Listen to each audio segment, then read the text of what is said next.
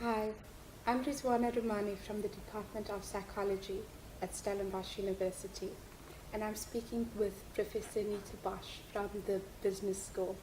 And today she's here to talk about how women in science can thrive. Hello, Rizwana. Hi, Anita. So that sounds like quite a loaded question, but can you tell me what are the characteristics of a woman who's thriving in science? I think most probably some of the most common ideas is a sense of belonging. That you feel that this is the place where you're supposed to be, that you're competent and confident, and that you have lots of energy for what you want to be doing and what you are doing.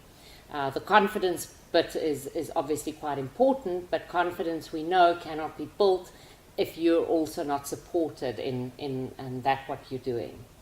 So can you maybe tell us what are some of the things that organizations can do to support women in science?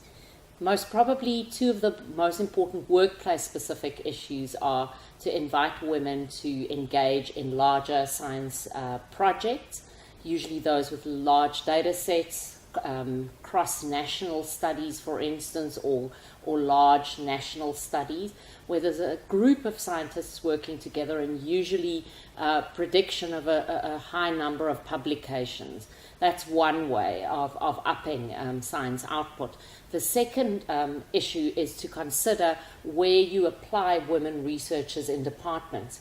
And usually women are asked and very often offer to do a lot of the teaching load and a lot of the care work, which does not necessarily involve the production of research output or research-related activities, and that is where they fall flat in terms of progressing with their careers.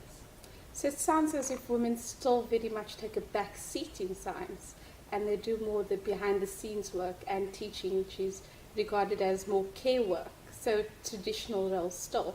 Yes, so unfortunately it remains quite gendered, and gendered is not necessarily a bad thing, but it becomes prohibitive when somebody wishes to actually move in areas where they traditionally weren't seen and then are regarded as a rogue person, somebody that doesn't belong.